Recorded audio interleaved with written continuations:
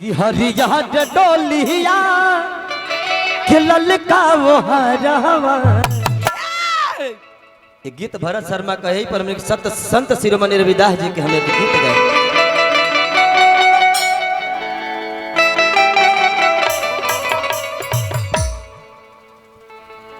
कि बाबा रविदास के मनवा हर चंगा रहे भाई, यही से कठौती में अहिले गंगा माई। मन चंगा तो कठौती में गंगा। एक कविता संत शिरोमणि रविदास जी का कवि लिखा हुआ है आज भी ये धरती पर, वही है कि मन साफ है, मन चंगा है, आपका कठौती में भी गंगा है। जाके बनारस गया, कहीं भी गंगा में नहा लीजिएगा, कोई साफ नहीं होगा। बस यही साफ होगा कि जो आपका धूल गर्दा लगा होगा शरीर पर वही साफ होगा, लेकिन अंदर के मैल आपका नहीं जाएगा, ये जान लीजिएगा। आप सभी कार्यक्रम में विजय बवाली को बुलाए हैं तो अभद्र चीज हम नहीं गाएंगे, जब तक आपका फरमाइश नहीं होगा तो हम नहीं गाएंगे। लेकिन जो बोलिएगा वो गाते रहेंगे, लेकिन गलत नहीं गाएंगे। आपको जो जितना हमको बुझाएगा देख के जाएंगे और आपसे कुछ हम लेके जाएंगे। कि बाबा रविदास के मनवा हर चंगा रहे भाई, तो यही से कठौती में अहिले गंगा माई। ताली बजाए, ताली सभी लोग, ताली ताली ताली बजाए, माई बहन सब सभी लोग ताली बजाए, ताली। बाबा रविदास के मनवा, बाबा रविदास के मनवा चंगा रहे भाई, बाबा रविदास के मनवा चंगा रहे भाई, यही से कठौती में अहिले गंगा।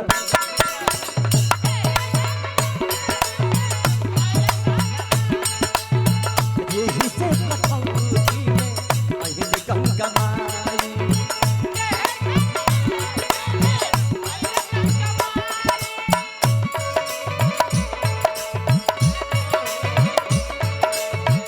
वाह वाह, चलो।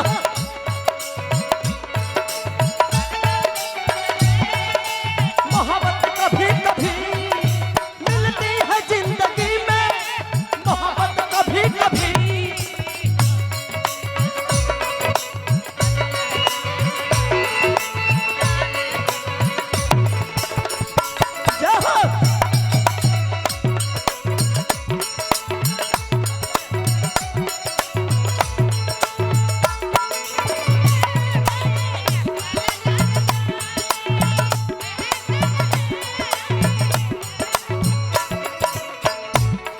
यह धरती पर ऐसा ज्ञानी हमने नहीं देखा।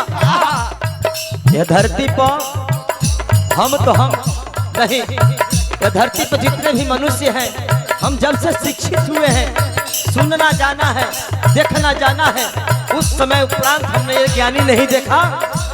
स्वामी तो बहुत है, यह धरती पर स्वामी बहुत है, पंडित जी बहुत हैं, ज्ञानी बहुत हैं, लेकिन संत शिरोमणि उनको क्यों लगा? हमारे भैया बोल रहे थे कि संत रविदास जी का संत शिरोमणि क्यों लगा।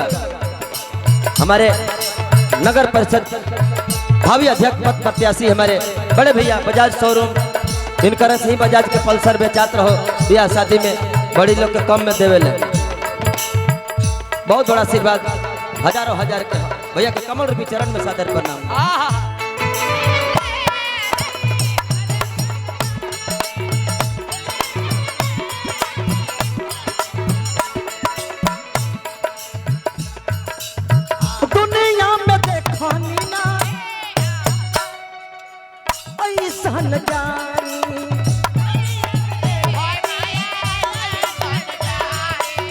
जेकरा कठौती में गंगा महारानी हो,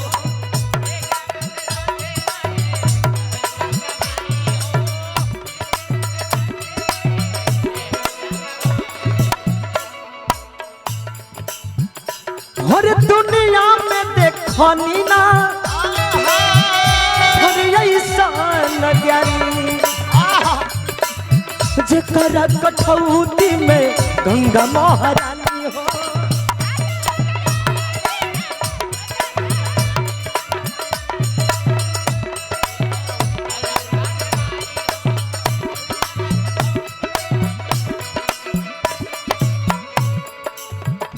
कि धन बहानी रउआ बाबा कि धन कर ममाई। गोपाल भैया रविदास रामायण 3 है, तीनों रामायण में अलग अलग व्याख्या लिखा गया है। किसी में पिता संतोष दास दिया गया है, किसी में राहु दिया गया है। हमारे गार्जियन गुलाब नबी वार्ड पार्षद कई नंबर वार्ड हुआ 4 नंबर वार्ड, बहुत बड़ा आशीर्वाद, हजारों हजार के आशीर्वाद है। जैसे कमल कमल रूपी चरण छू के प्रणाम करता नहीं, फिर से रुआ वार्ड पार्षद बनी। हम तो कहब कि ओकर बाद विधायकी के ध्यान दे दो। यही से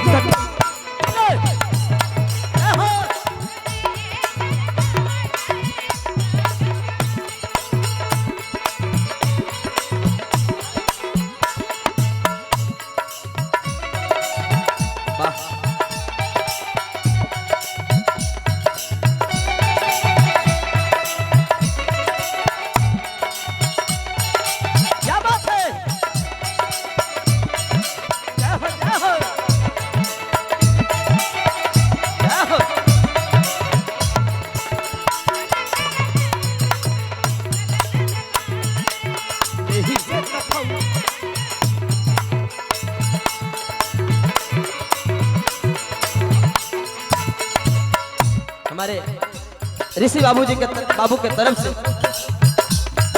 हमारे विश्वकर्मा जी के तरफ से 501 रुपया के आशीर्वाद भैया के कमर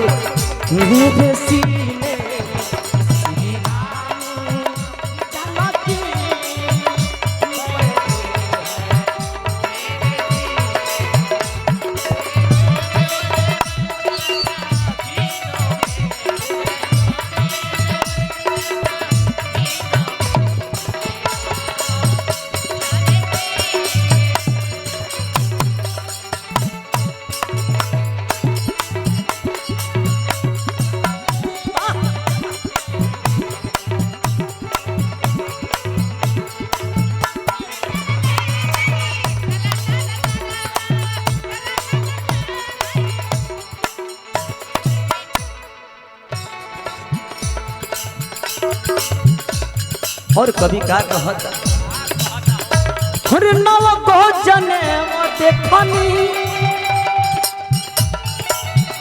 चिरल बसीना ओही जे कठौ देखी मक्करे मदीना हो ओही जे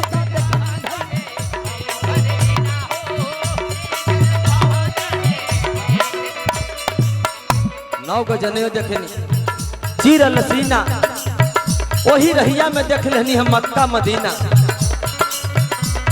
संत शिरोमणि रविदास जी की कहानी में ऐसा ऐसा चीज हो जो केहू अगर कहल जाओ तो ना विश्वास करी है।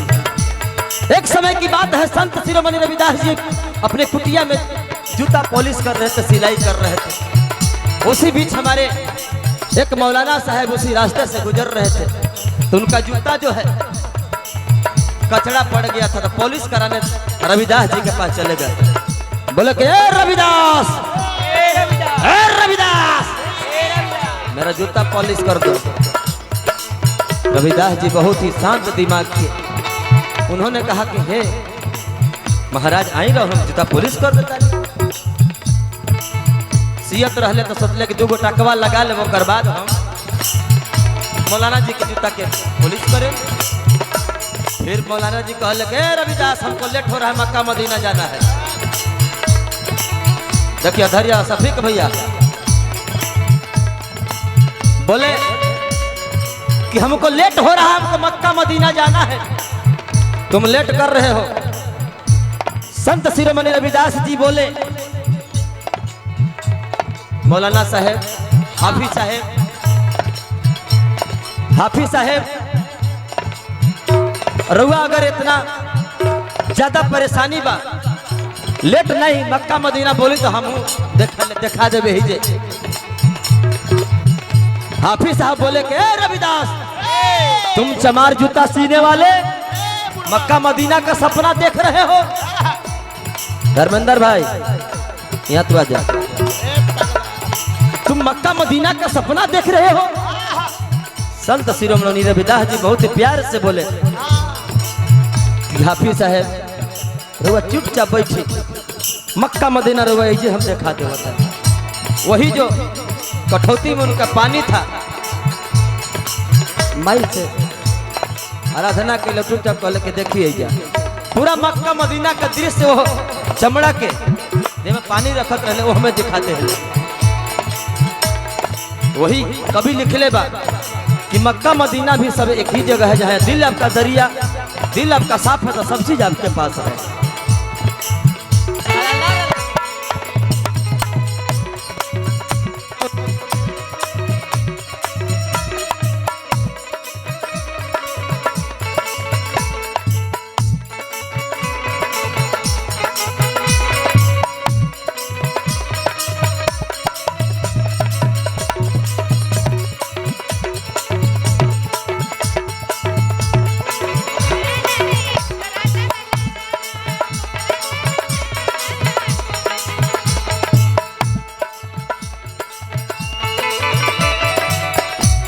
लास्ट अंतरा में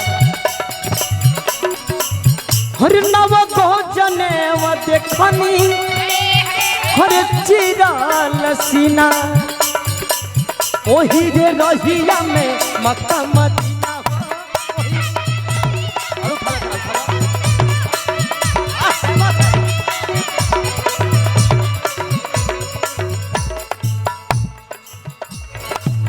रविदास बाबा के मनवा, रविदास बाबा के मनवा चंगा रहे भाई। तो यही से कठौती में अइले गंगा माई, तो यही से कठौती यही गंगा माई,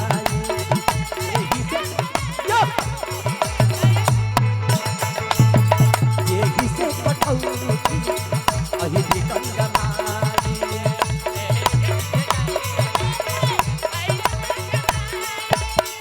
रविदास के मनवा तो रविदास बाबा के मनवा चंगा रहे भाई, रविदास बाबा के मनवा चंगा रहे भाई। यही से कठौती अहिली गंगा माई, यही से कठौती अहिली गंगा माई, यही से कठौती अहिली गंगा माई, यही से कठौती अहिली गंगा माई, यही से